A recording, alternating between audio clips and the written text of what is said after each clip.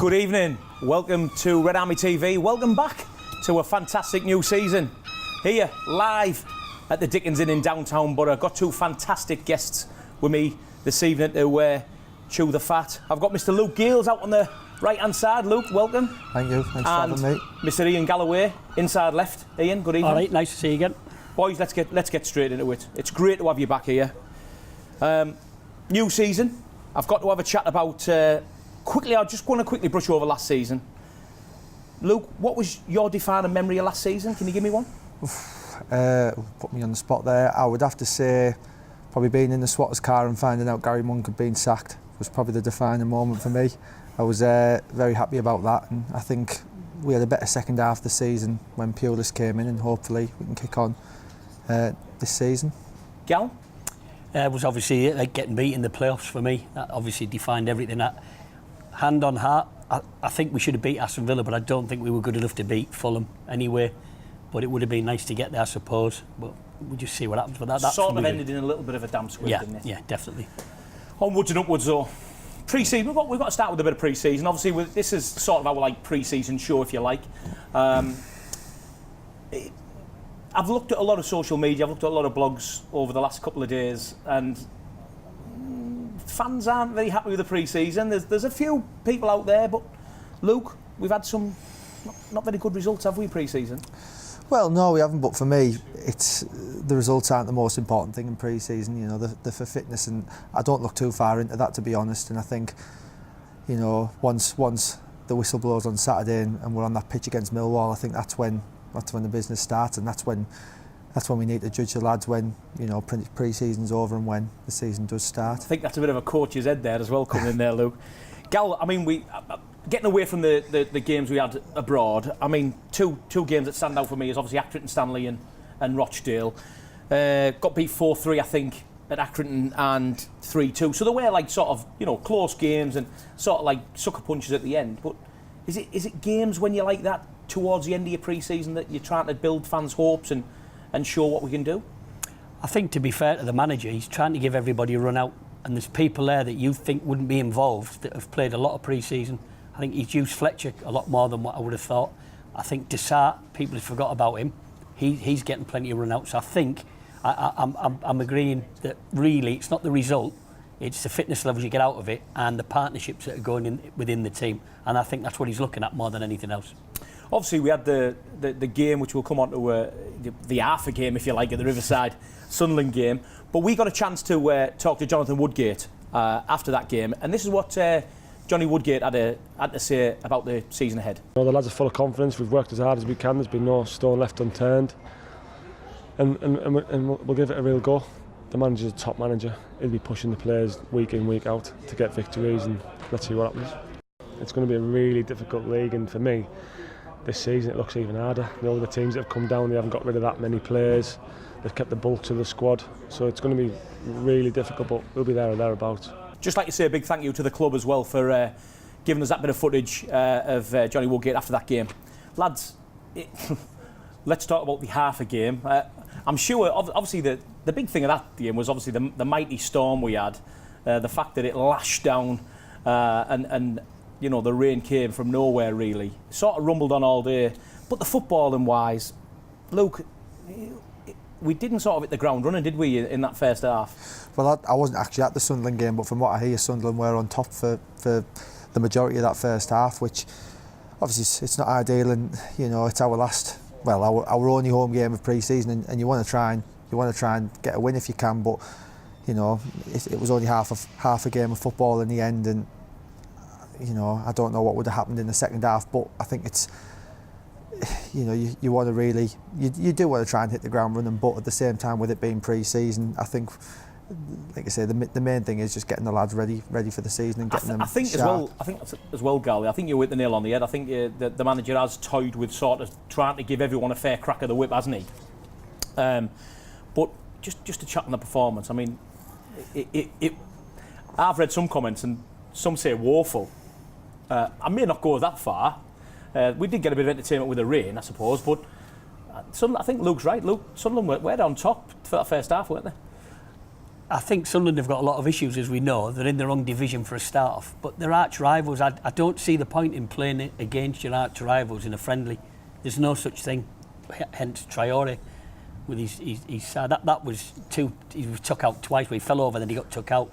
I don't think if we were playing another team that would have necessarily happened. So I didn't see the logic in the Sunderland game anyway, and I bet the local police didn't either. Well, I mean, you've linked me straight in there. You must have done this before, Gal, have you? You linked me straight into the obviously a Sombalonga injury.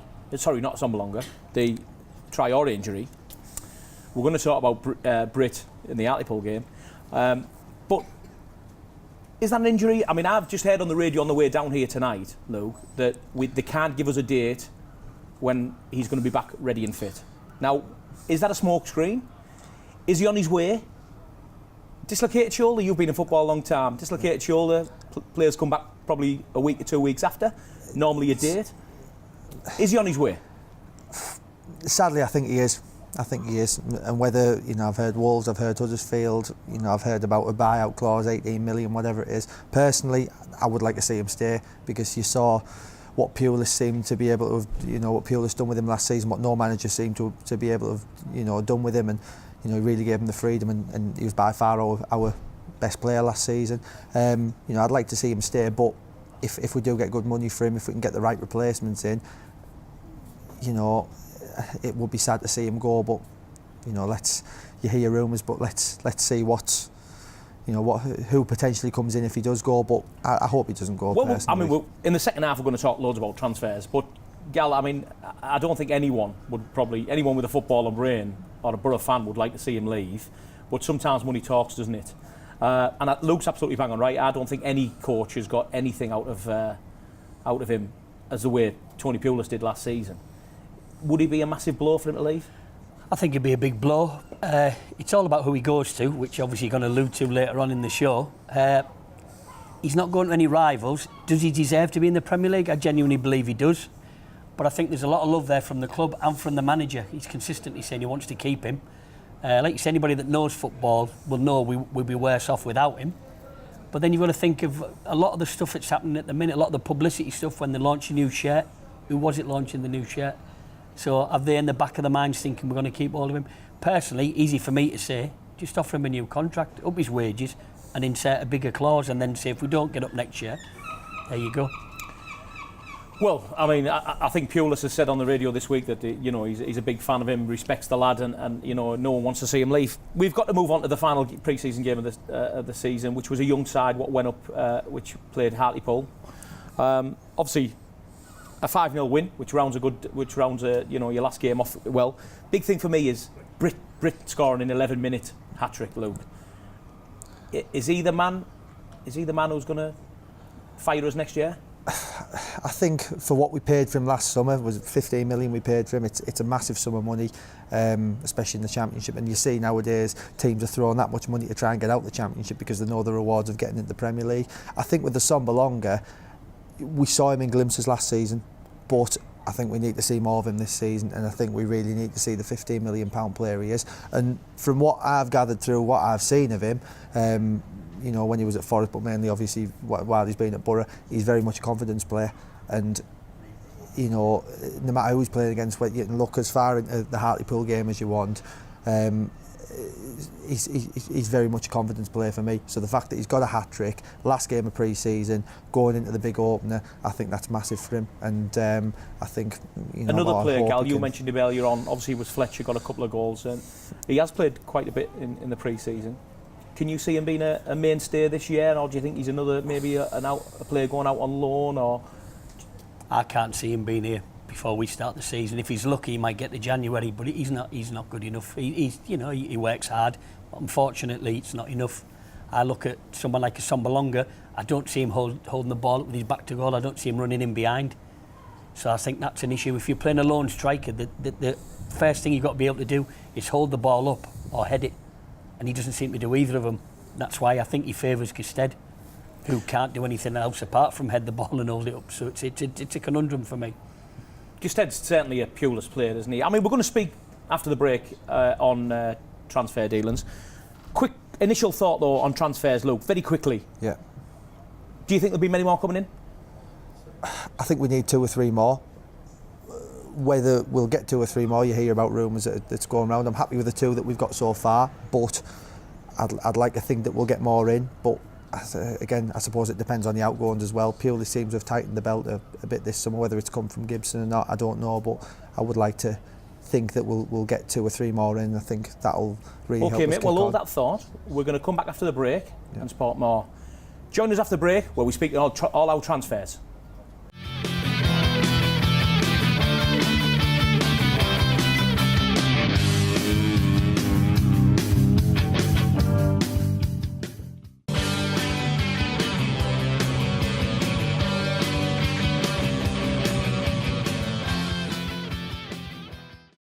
Welcome back to RedArmy TV. My 2 fantastic guests, Luke Gills and Mr. Ian Galloway. Guys, it's been fantastic. Just a quick mention, hello to Michelle Besford, thank you, yeah, it's great to be back. And also, I've had a chap, Alex Scott, he's messaged us saying he's not worried about an uninspired pre-season, hopes quality rivals can push us towards promotion. You know, Alex, we hope some good rivals are going, and we're going to chat about that in a little minute. But Millwall coming. It seems not long ago that I was sat here chatting about to 2 fantastic guests talking about Millwall coming with our push towards the playoffs. It's come round again. They've had a decent pre-season. I think they've only been beat once.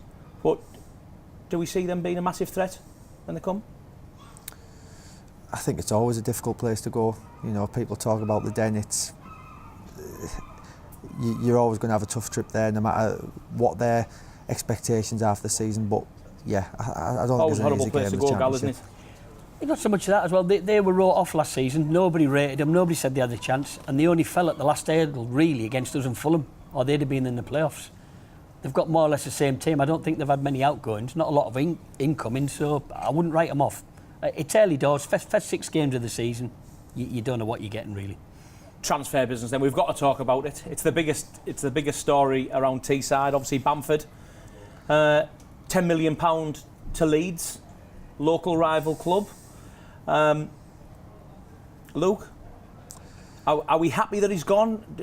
Is it going to dent the promotion chase, or do we think it's a good business deal? Personally, I'm sad to see him go. I think at this level, he's on his day as good as any. But you know, we've got okay money for him, and for me, it all depends on who we bring in to replace him. You know, you hear your rumours about Wagon. Whether he's the answer, I don't know. But as long as we get a good replacement in and someone that's going to be better, hopefully, then you know that's what you need. I mean, really. Gally, he had a decent. You know, he had a good run, didn't he, when he came in? And to be fair, I think that's what sort of bumped the massive price down. He scored some goals, didn't he, last year? Sort of a fan's favourite as well, wasn't he? You know, people shouting his name and you know get off the terraces. Do you think he's a massive hit to leave the club? I think it's a hit. I personally would like to see him stay. He does play well when he's played in his right position, which is as a centre forward. He doesn't come off the flanks well. We know that. Leeds have said you will play centre forward for us, so he's gone. I was having a conversation earlier with my son, and he was saying, what you got to remember is Pulis was told to sort the club out, right across the club, not just the football and everything.